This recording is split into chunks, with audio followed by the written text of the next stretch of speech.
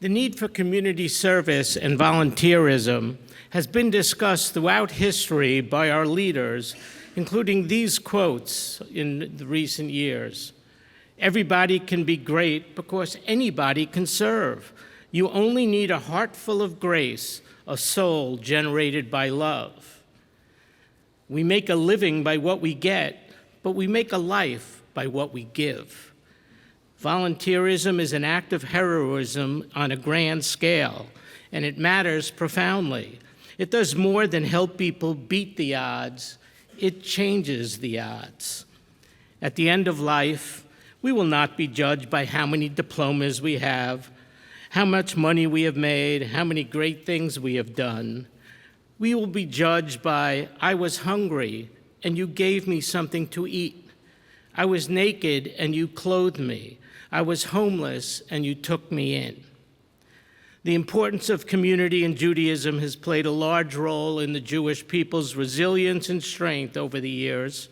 We support each other not just because it's the right thing to do, but because we know it's necessary for our survival and growth as a Jewish people, as well as for all humankind. The Jewish learning context for service is clear and extensive.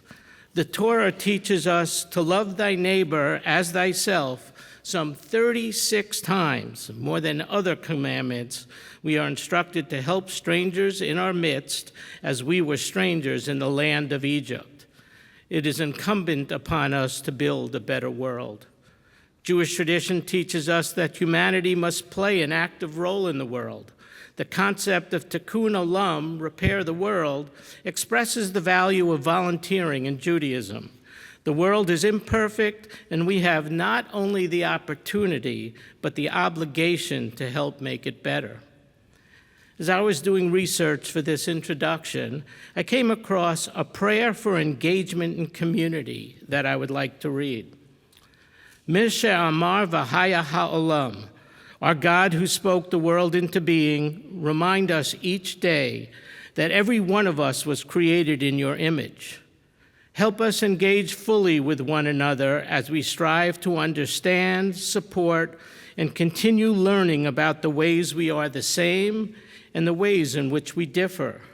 Help us build a just and accessible kehilah, a holy community that embodies the principle Kol Yisrael Aravim Zeh Bazeh. All Israel is responsible for one another. Everyone is capable of being responsible for one another, even those that think they have nothing to offer. It comes down to attitude.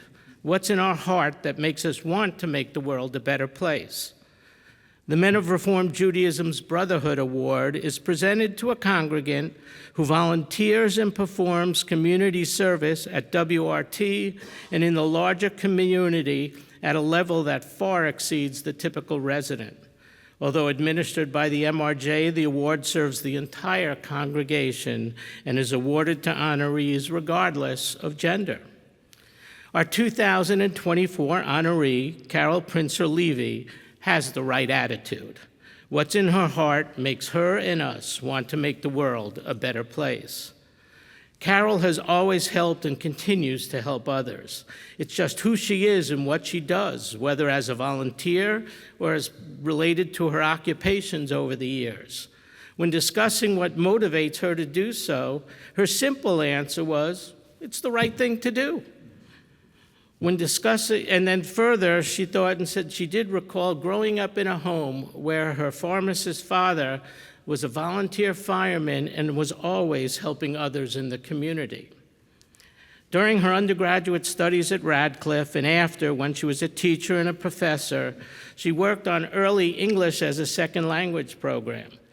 As a working mom to 2 daughters and a son, Carole nonetheless helped with the Girl Scouts, PTA, and other organizations. Well, in her 40s, she actually made a career change, getting her law degree and practicing law. After working in the pension area for law and insurance firms, she took a local job with the Westchester County Law Department in the family court area, becoming a judge in 1999 for family court, where she was able to assist families. She retired as a judge in 2011, but has not slowed down with her activities, which had included being a director of a homeowners association, a director at the Scarsdale Adult School. Current volunteer efforts include president of the Westchester Harvard Club, where she previously helped merge the local Harvard and Radcliffe clubs, Westchester County Fair Campaign Practices Committee, and the National Board of Women of Reform Judaism. Carole's first WRT work was on the Religious Services Committee, and are now too numerous to list. As a fellow member of the Finance Committee, I can unequivocally state that Carole has the right attitude. Carole, will you please bring that attitude up to the bema and receive your award?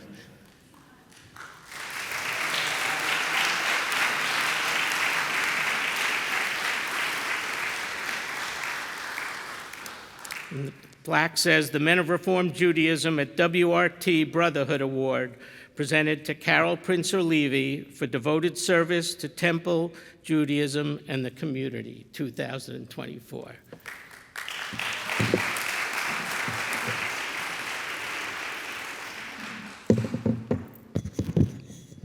All right. I'm very honored to be the 2024 recipient of the Men of Reformed Judaism's Brotherhood Award. I learned what helping others meant at a very young, impressionable age. As Barry said, my father was a pharmacist. He was a pharmacist with a large drugstore chain. He borrowed money to open a local drugstore under this drugstore name in a small town over the George Washington Bridge in New Jersey. One day, after many years, the landlord tried to put my parents out of business by raising the rent so high they would have to leave. A customer was in the store and heard him and said, "You know, there's a building up for sale across the street." So my father went to the local bank to get a loan, and the bank refused. They said, "We don't want your kind. You won't last too long in this town." My father went back to the store to tell my mother, and the customer was still in the store. He was so angry at the bank that he told my father that he would find backing for him or back him himself. The customer did, and my father bought the building, opened the drugstore, and became like the mayor of the town. He was so well respected and loved by all the community. And he was not a fireman, but a volunteer policeman.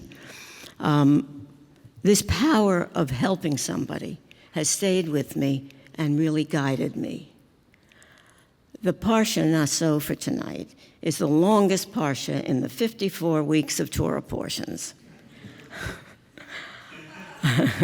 I assure you, however, my remarks will not be that long. As Rabbi Bacon said, in this portion, the Israelites are about to leave Mount Sinai. They're about to set off in the wilderness to the Promised Land. Therefore, it was very important to have God's presence, which depended on the purity and cohesiveness of the community. In other words, they needed standards by which to live.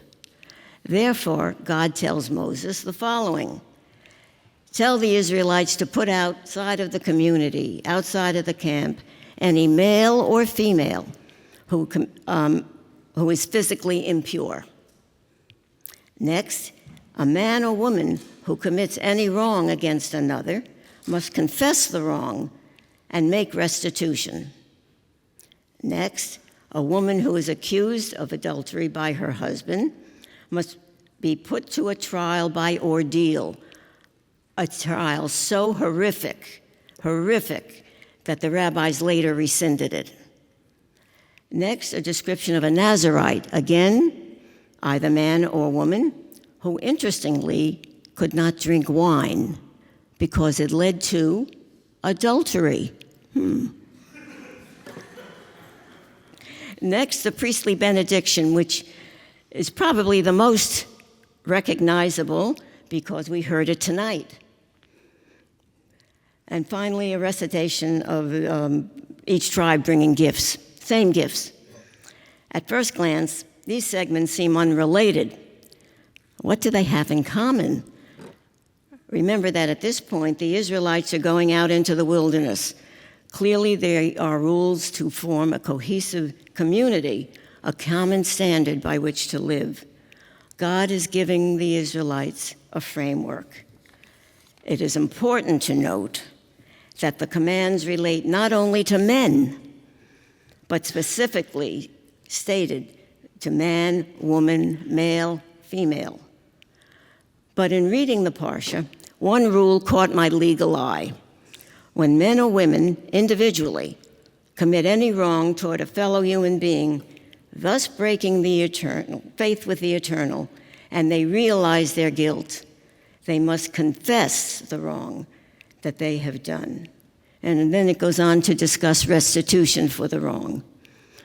We know that to confess is to accept responsibility for your mistake, to show remorse. In common usage, we say to own it, to say I'm sorry. The commentaries all posit that there can be no true repentance without a confession of the wrong done, remorse. Think of Yom Kippur. But that is but one day of the acknowledgement. We may not recognize daily confession, but the Orthodox do recognize it in their weekday prayers. But how about our everyday life and how hard it is to say I'm sorry to an individual? Today there is a legal concept of settlement without an admission of guilt. Corporations and celebrities frequently use it to settle a matter in order to avoid prolonged cases and costly fees and bad reputation. They are not willing to take responsibility for their actions. They just want to pay and move on. However, that does not suffice for us. The Torah tells us that we need admission of the wrong. We must take responsibility for our mistake and admit our wrong. To do so makes for a just society. It is true today. It is what holds communities, maybe even civilizations, together. I'm sorry goes a long way to diffuse an argument. How many times have you heard or even been in this scenario? One party perceives a wrong by another party and says in anger, "You did such and such." The other party feels attacked and in defense and anger says, "Well, you did such and such." The parties are now off and running in attacking each other. A simple recognition and "I'm sorry" would diffuse the anger or hurt. It stops the discussion right there. What can the aggrieved party say? Nothing. The other party has realized the wrong and conveyed it through "I'm sorry." As a magistrate judge in family court dealing with pre- and post-divorce marriage and children issues, I've had cases where one party brings the other into court to right a perceived wrong. They couldn't resolve the issue on their own, so they came to court. Sometimes a simple "I'm sorry" would have solved the issue. I have had cases where it would. But it didn't, and it escalated, and there they were before me. Sometimes these cases only wanted "I'm sorry," no other remedy. I'm going to close with a wonderful children's story related in a book entitled The Hardest Word, a Yom Kippur story. Although based on a Hasidic legend, it could be right out of Sesame Street. It is so relevant. It goes like this in shortened form. A big bird accidentally knocked over a tree that fell on another tree that hit the vegetable garden behind the synagogue. Because the garden belonged to the children who had worked so hard to grow the vegetables, the big bird was so upset. He flew off to have a chat with God. God told him to search the world and find the hardest word a person could say. The big bird flew all over in search of that word. He came back and said, "The word is good night, because children don't want to go to bed." "No," said God, "that's not it." So the big bird went out again and came back. "The word is spaghetti, because children say pischetti." "No," said God. So the big bird goes out and is still unsuccessful. After many tries, he finally comes back and says, "I have no word, God, I'm sorry." God said, "That's it. All the words you brought back were hard, but sorry is the hardest word of all. It is not only for Yom Kippur, you know." So the big bird, recognizing his destruction of the children's garden, gathered fruits and vegetables as restitution and went off to say the hardest word. So remember Big Bird and the hardest word to say, sorry. Shabbat Shalom.